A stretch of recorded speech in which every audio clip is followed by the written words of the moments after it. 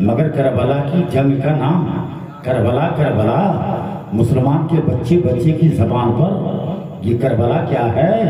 شہید ہونے والے تو پہلے بھی ہوئے، مارکا تو اسلام کا پہلے بھی ہوا، مگر کربلا اتنا فیمس کیوں ہے؟ کربلا کا نام سب کی زبان پر کیوں ہے؟ تو علامہ نعیم الدین جو مفسر قرآن ہے، جنہوں نے تفسیر نعیمی لکھی ہے، وہ اس کو لکھتے ہیں کہ ممکن ہے، امکان ہے اس بات کا کہ جتنی جنگیں دنیا میں لڑی گئی ہیں لگ بھگ وہ ساری جنگیں کھانا کھا کھا کے لڑی گئی ہیں۔ کوئی ایسی جنگ نہیں ہے جہاں کھانا بھی بند ہو، پانی بھی بند ہو، پانی کے قطرے قطرے کو لڑنے والا ترس رہا ہو، طرفین میں سے کوئی پانی کے قطرے کو یا دانے دانے کو ترس گیا ہو، ایسی لڑائی نہیں ہے۔ اور جب غور سے آپ دیکھیں گے نا تو کربلا کی لڑائی ایک ایسی لڑائی ہے جہاں لڑنے والا لڑ رہا تھا تو ایک طرف ایسا بھی تھا کہ 3 دن کا بھوکا پیاسا تھا، اللہ کی رضا کے لیے تلوار چلا رہا تھا، 3 دن کا پیاسا تھا، اسلام کی بقا کے لیے تلوار چلا رہا تھا، 3 دن کا بھوکا تھا، عظمت کعبہ کو بچانے کے لیے تلوار چلا رہا تھا۔ تو اب تو صاف ظاہر ہو گیا کہ کربلا کی یاد منائی کیوں جاتی ہے اس قدر، وہ اس لیے کہ کھانا کھا کھا کے زمانہ لڑے، پانی پی پی کے زمانہ لڑے، اور بغیر کھائے پیے نبی کا گھرانہ لڑے، اسی کا نام ہے کربلا۔ کھانا کھا کھا کے زمانہ لڑے، بغیر کھائے پیے نبی کا گھرانہ لڑے، یہی ہے کربلا۔ اتنا سمجھ گئے ہیں آپ؟ ایک بات اور ہے، کہاں جا رہے ہو؟ اتنی بری آواز مجری نہیں ہے، آواز اللہ کی نعمت ہے، آ جائیو۔ کہہ رہے ہیں کہ جب محرم الحرام کا مہینہ آتا ہے نا، قاری رضا اللہ صاحب یہ ہرے کلر کا جھنڈا دیکھیں آپ کی مسجد پر بھی ٹنگا ہوا، ادھر دیکھو اوپر، اس کا کلر ہرا ہے نا، پوری دنیا میں قریب ہر مسلمان کے محلے میں لہراتا ہے۔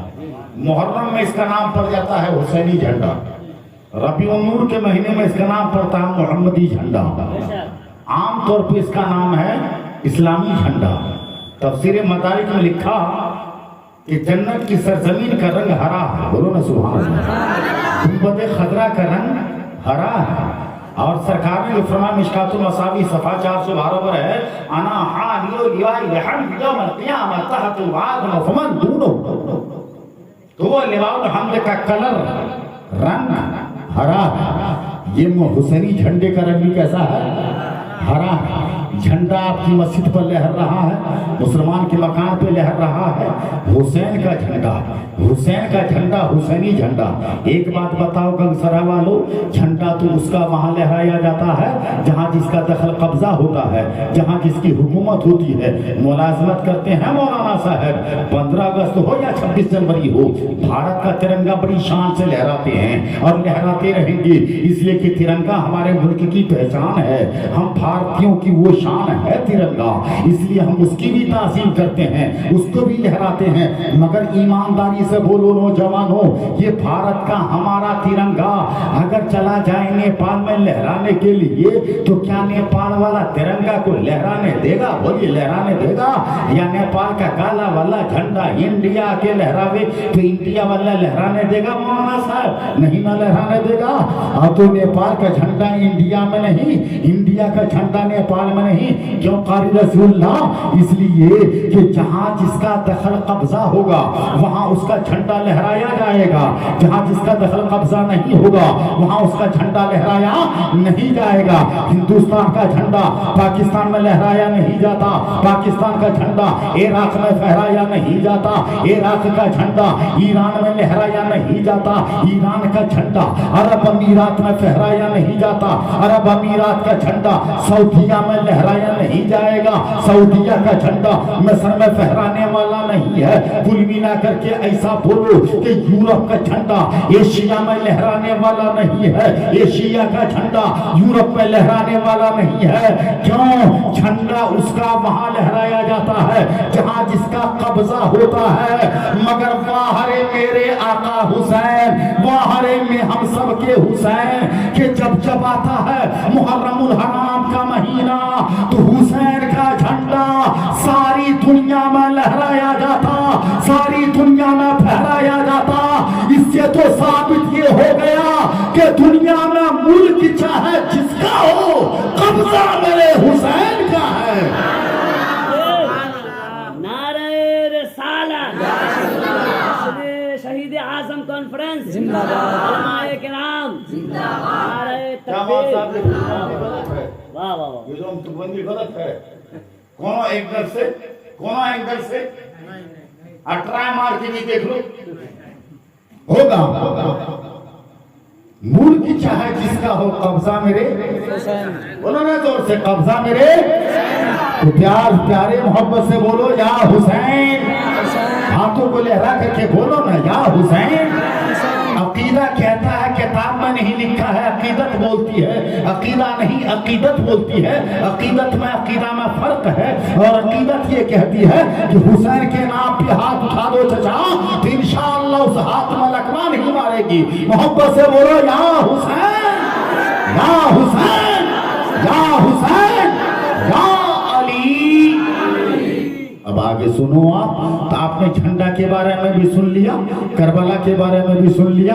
अब इमाम हुसैन आली मकाम की बारगाह में आओ, एक बात और हम आपको बता दें, और वो बात ये है प्यारे कि 61 हिजरी में ये करबला कायम हुआ, जिस वक्त अमीर मुआविया इमाम हुसैन का कुर्सीनामा जानते हैं आप। 6 पीढ़ी आप में से किसी को कह दें, पढ़े लिखे लोग हैं, अपने खानदान की 7 पुश्त का नाम गिनाए तो गिना पाइएगा? बहुत सारे लोग नहीं गिना पाएंगे, कुछ गिना भी सकते हैं, मुमकिन है, इसमें इनकार नहीं है। अगर मेरे जैसे कम पढ़े लिखे मौलवी से पूछो तो इमाम हुसैन की 7 पीढ़ी का नाम गिनाएंगे। सुभान अल्लाह। अरे बोलिए ना सुभान अल्लाह यार। अब्दे मोनाफ से चलो, अब्दे मोनाफ, उनके बेटे का नाम हाशिम, हाशिम के बेटे का नाम अब्दुल मुत्तलिब, अब्दुल मुत्तलिब के बेटे का नाम अबू तालिब, अबू तालिब के बेटे का नाम अली, अली के बेटे का नाम सैयदना इमाम हुसैन। सुभान अल्लाह। यजीद की पीढ़ी देखो, अब्दे मोनाफ, अब्दे मोनाफ के बेटे का नाम हरब, हरब के बेटे का नाम उमज्जा, उमज्जा के बेटे का नाम अबू सुफियान, अबू सुफियान के बेटे का नाम मुआविया, मुआविया के बेटे का नाम है यजीद। ये कुर्सीनामा समझ लिया आपने। अब आपको सुनने में मजा आएगा, मजा आएगा कि दर्द आएगा। देखो 61 हिजरी का ये वाकया है, जब इमाम हुसैन रज़ी अल्लाह ताला अन्हु, इनको रज़ी अल्लाह ताला अन्हु भी कह सकते हैं और अलैहिस्सलाम भी कुछ मौलाना ने कहा कह सकते हैं, इसलिए कि ज्यादातर उलमा फरमाते हैं अलैहिस्सलाम अंबिया और फरिश्ते को क्या कहा जाता है, किसी सहाबी को नहीं।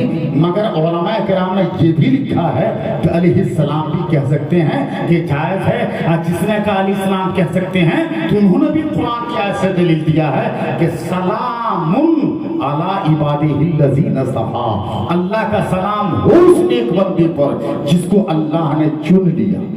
सुभान अल्लाह। है ना, उन्होंने ये दलील दिया है।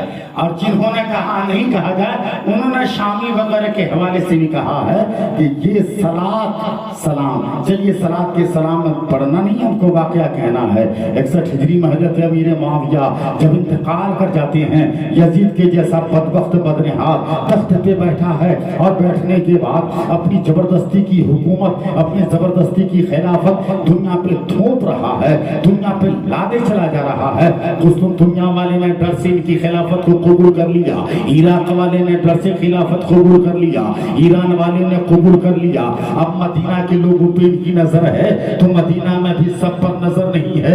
मदीना में 3 आदमी पर बड़ी गहरी नजर है इनकी। उनमें से एक है अब्दुल्लाह इब्न जुबैर, दूसरे हैं अब्दुल्लाह इब्न उमर और तीसरे हैं हुसैन इब्न अली। सुभान अल्लाह। अगर ये तीनों हो गए मेरी खिलाफत कबूल कर ली तो मेरे रास्ते के कांटे हट जाएंगे। ये कांटे हैं मेरे रास्ते के। उस वक्त मदीने के गवर्नर का नाम है मुस्लिम इब्न अक़बा। वहां से इन्होंने खत लिख मारा, हे मुस्लिम, अगर वो बैत कर लें हुसैन तो ठीक, वरना वहीं जंगो जिदाल करो, वहीं जंगो जिदाल करो। यही वजह है कि आज लोगों ने लिखा, जो किताब में लिखा वो सब सही हो। इस चक्कर में मत पड़िए आप کتاب میں لکھا کہ کربلا یہ گئے کیوں؟ وہ تو حج کا مہینہ تھا، ساری دنیا مکہ مدینہ آ رہی تھی اور یہ حج چھوڑ کر کے کربلا جا رہے تھے، عراق جا رہے تھے۔ بولی بھائی، عراق کا آدمی حج کرنے مکہ مدینہ آ رہا ہے اور یہ مکہ مدینہ چھوڑ کر کے عراق جا رہے ہیں، یہ اچھا کر رہے ہیں تو آپ کی سوچ میں اچھا نہیں ہے، مگر حقیقت یہ ہے کہ حسین اچھا کر رہے ہیں، اس لیے اچھا کر رہے ہیں میرے بھائی کہ اگر حسین کربلا نہیں جاتے تو جو کچھ کربلا میں ہوا وہ سب یہیں ہو جاتا، وہ یہاں ہو جاتا۔ اور حرمین شریفین آپ نہیں چاہتے تھے کہ دم مسفوح کا دریا یہاں بہے، اس لیے روانہ ہوئے کربلا۔ ایک بات، دوسری پہلی بات تو یہ ہے کہ جب یزید نے مسلم کو یہ خط لکھا کہ حسین سے بیعت لو، امام حسین کو مسلم ابن عقبہ نے عصر کے بعد بلا بھیجا کہ امام حسین آپ آئے ہیں۔ جو ہی بلانے والا بلانے کے لیے گیا، حضرت امام حسین سمجھ گئے کہ اس وقت بلایا کیوں جا رہا ہے گورنر ہاؤس۔ امام علی مقام آتے ہیں 10 جوانوں کے ساتھ اور سارے جوانوں کو کہہ دیا میرے یارو وفادارو جانے سارو، ایسا ہے کہ میں اندر جا رہا ہوں اور جب میں اندر جاؤں تو تم بیعت کر کے رہنا، اور ہاں جب تک ہم آ نہ جائیں یہاں سے واپس مت ہلنا، اور یاد رکھو اگر اندر چیخو پکار کی آواز کو سننا تو تم اندر میں دوڑے ہوئے چلے آنا، اجازت کا انتظار نہ کرنا۔ اتنا کہا، سارے جوانوں نے کہا آقا کیسی بات کر رہے ہو، ہم آپ کے حکموں پہ تیار آمادہ بنے بیٹھے ہیں، آپ کے فکر اندر جائیں، اللہ حافظ ہے۔ آپ اندر جاتے ہیں اور سلام کرتے ہیں، السلام علیکم یا اہل البیت، کرتے ہیں۔ مسلم نے جواب دیا ہے، سامنے میں بیٹھا مروان بن حکم جو دنیا کا سب سے بڑا کمینہ آدمی ہے، وہ بیٹھ گیا تھا، وہ اپ گورنر تھا مروان بن حکم، جن کے بارے میں آقا کی حدیث گواہ ہے کہ آقا نے فرمایا تھا گرگٹ کا بیٹا گرگٹ ہے، وہی مروان بن حکم بیٹھا ہوا تھا۔ امام حسین آتے کہتے ہیں مسلم آپ نے ہمیں کیوں بلایا ہے بے وقت؟ مسلم نے کہا حسین امیر معاویہ انتقال فرما گئے ہیں اور یزید خلیفہ بیٹھا ہے، آپ کی بیعت مانگا ہے، آپ کیا کہہ رہے ہو؟ آقا حسین نے کہا مسلم میرے جیسا آدمی چھپ چھپ کے بیعت کرے گا؟ اگر میری بیعت چاہیے تو برملا اعلان کیوں نہیں کر دیتے، بلا کے گورنر ہاؤس کے اندر میں مجھ سے بات کر رہے ہو؟ اتنا کہا آپ چل دیے۔ تم مروان نے کہا مسلم دیکھ کیا رہے ہو، اگر ابھی حسین چلے گئے نا تو بعد میں ان کی بیعت لینے کے لیے خون کا دریا بہانا پڑے گا، لاناسار ہو جائے گی دھرتی لہو سے۔ اتنا کہنا تھا، آقا حسین نے سن لیا اور لوٹ کر کے آتے ہیں، فرماتے ہیں اے مرجانہ کا بیٹا تیری یہ اوقات کیا ہے کہ تو میرا خون بہائے گا یا تیرا گورنر میرا خون بہائے گا؟ اللہ کی قسم تو جھوٹا ہے، میرا خون اللہ نہ چاہا تو مدینہ میں نہیں بہے گا، مدینہ کے باہر بہے گا۔ اتنا کہا آپ لوٹ کر کے آ جاتے ہیں، ساری رات بے چین ہے، بے قرار ہیں، اور جب رات کا تہائی حصہ گزر جاتا ہے تو امام علی مقام ماں کی قبر پہ آتے ہیں۔ کہاں ہے وہ لوگ جو کہتے ہیں کہ قبر پہ جانا ناجائز ہے، حرام ہے؟ یہ کتنے بڑے جھوٹے ہیں کہ امام علی مقام ماں کی قبر پہ آتے ہیں اور کہتے ہیں مادری کون آ گیا ہے؟ یہ وہ حسین آیا ہے جس کے لیے کیوں نے دعا کر کے جنت سے جوڑے منگوائے تھے، وہ حسین آیا ہے ماں، اور ہاں الوداعی سلام کہنے کے لیے آیا ہے۔ نانا کے قبر پہ جاتے ہیں اور کہتے ہیں نانا دیکھو کون آ گیا ہے، یہ وہی حسین آیا ہے جو آپ کی پیٹھ پر پشت پر بیٹھ جاتا تھا تو آپ کا سجدہ لمبا ہو جایا کرتا تھا۔ اتنا کہا اور آقا حسین رونے لگتے ہیں۔ صحیح تو کہا ہے، مزارے سبحان اللہ، مزارے مصطفیٰ پر شام ہوتے ہی امام آئے، مزارے مصطفیٰ پر شام ہوتے ہی امام آئے، اجازت کی غرض سے آخری کرنے سلام آئے، اجازت کی غرض سے آخری کرنے سلام آئے۔ اللہ اللہ، امام علی مقام نانا کے مزار پہ سلامی دیتے ہیں اور وہاں سے واپس آتے ہیں۔ دیکھ رہے ہو نا, یہاں سے عقیدہ مل گیا کہ جب مصیبت کا ٹائم آ جائے تو مزار پہ جانا برا نہیں ہے. ارے ہمارا تو عقیدہ یہ ہے کہ ہم کو جب زیارت کرنا ہو تو مزار پہ چلے جاتے ہیں, اور جب عبادت کرنا ہو تو مسجد کا سہارا لے لیتے ہیں. یہی تو ہمارا عقیدہ ہے, یہی تو ہم کہنا چاہتے ہیں. آقا مزار پر سے آئے ہیں, اب رات کا 3 حصے گزر گئے ہیں, تمام بال بچوں کو لیا ہے, اونٹنی پہ سوار ہوئے ہیں, آقا مدینہ سے مکہ جا رہے ہیں. حضرت نعیم بن عبداللہ سے ملاقات ہو جاتی ہے. نعیم بن عبداللہ کہتے ہیں اے حسین کہاں جا رہے ہیں آپ؟ ماں اہل عیال کہاں جا رہے ہیں آپ؟ رات کے سناٹے میں آقا حسین نے فرمایا نہیں, اس وقت میں مدینہ چھوڑ کے مکہ جا رہا ہوں. نہیں نے کہا کیوں جا رہے ہیں؟ خدا خیر کرے. کہا اس لیے جا رہا ہوں کہ وہاں اپنے رب سے استخارہ کروں گا, یا اللہ جو راستہ میرے لیے خیر کا ہو وہ راستہ مجھے دکھا دے, اللہ جو چاہے گا وہ ہوگا. یہ کہا اور چل دیا. نعیم بن عبداللہ نے کہا حسین آپ کا یہ کارنامہ دیکھ کر کے ہم کو وہ زمانہ یاد آ رہا ہے کہ ایک وہ وقت تھا جب مکہ والوں نے رسول اللہ کو ستایا تھا, جب مکہ والوں نے آپ کے نانا ساری دنیا کیا تھا جناب محمد الرسول اللہ کو ستایا تھا. تو آقا نے مکہ کو چھوڑا تھا اور مدینے کو ہجرت کیا تھا. ہمیں وہ زمانہ یاد آ رہا ہے. اور ایک یہ بھی دور ہے کہ آپ مدینہ چھوڑ کر کے مکہ جا رہے ہو. نانا نے مکہ سے مدینہ ہجرت کیا تھا اور نواسا مدینہ سے مکہ ہجرت کر رہا ہے. یہ کیسا وقت آ گیا ہے؟ امام حسین جواب دیتے ہیں اے نعیم تو نے سچ کہا, نانا نے ہجرت کیا تھا تو اسلام کو پھیلانے کے لیے, اور نواسا ہجرت کر رہا ہے تو پھیلے ہوئے اسلام کو بچانے کے لیے. نعرہ رسالت, شہید اعظم کانفرنس, نعرہ تکبیر, نعرہ رسالت. واہ حسین ہجرت کر رہے ہیں اسلام کو, ارے بولو نا بچانے کے لیے یار. رسول پاک نے ہجرت کیا تھا اسلام, اللہ اللہ آ گئے ہیں مکہ, یہاں مہینوں رہے. یہاں لوگوں نے کہا کوفی لاجو بھی نہ جائیں کوفہ. آپ کو پتا ہے نا آپ کے ابا کے ساتھ کوفہ والوں نے کیا کیا؟ معلوم ہے نا آپ کو. آپ کے بھائی حسن کے ساتھ لوگوں نے کیا کیا؟ آپ وہیں جا رہے ہیں. ارے بڑے بڑے بے وفا لوگ ہیں, بڑی بڑی بے مربت لوگ ہیں.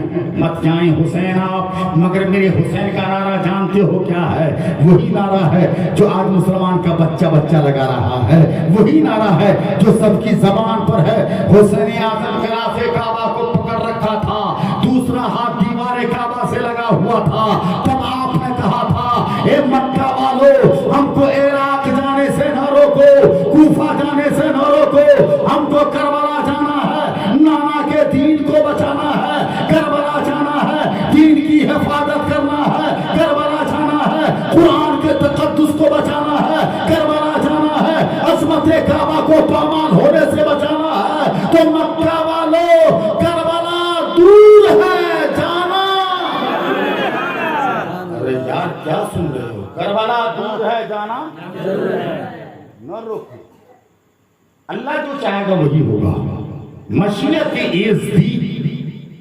چل دیے ہیں عراق. اللہ اللہ جب عراق چلے ہیں اس حال میں کہ حضرت مسلم گئے اور وہ شہید ہو گئے, بڑے دھوکے سے شہید کروایا. ان کا ایک پوچھا, ان کی شاخ الگ ہے کہ بڑی لمبی داستان ہے, ادھر میں نہیں جاتا. میں کہنا یہ چاہتا کہ امام علی مقام چلتی ہیں کربلا کو. حضرت امام مسلم کا خط پانے کے بعد وادی بطحا سے ہوتے ہوئے, وادی طیبہ سے ہوتے ہوئے آ جاتے ہیں آپ کہاں؟ مقام قادسیہ میں. اور جب مقام قادسیہ میں آئے ہیں تو حر بن رباحی یہ 10,000 کی فوج لے کر کے اب عبید اللہ ابن زیاد کے کہنے پر مقام قادسیہ آ جاتا ہے اور آپ کو گھیر لیتا ہے. گھیر کر کے کہتا ہے حسین اگر آپ مکہ میں ہوتے تو میں گرفتار کرنے مکہ کو نہیں جاتا, اگر آپ مدینہ میں ہوتے تو گرفتار کرنے کے لیے مدینہ میں ہی جاتا. آپ قادسی آ گئے ہو تو اب آپ کو یہاں سے لے جانا میرا کام ہے. چونکہ میں ڈیوٹی کا پابند ہوں, میں اپنی ڈیوٹی کو ٹھیک انجام دوں گا. اور ایسا ہی کیا انہوں نے. امام حسین کو لے کر کے جا رہا ہے. جب نماز کا ٹائم ہوتا ہے تو علی اکبر اذان پڑھتے ہیں اور امام حسین نماز پڑھاتے ہیں. اور جب یہ نماز پڑھاتے ہیں تو وہ بھی امام حسین کے ہی پیچھے نماز پڑھتا ہے. امام حسین کے پیچھے نماز پڑھ رہے ہیں، اور اسی حال میں امام علی مقام کو مقام قادسیہ سے نینوا لایا، کربلا لایا، اور جب کربلا میں آپ آئی، آپ نے اپنی بیٹی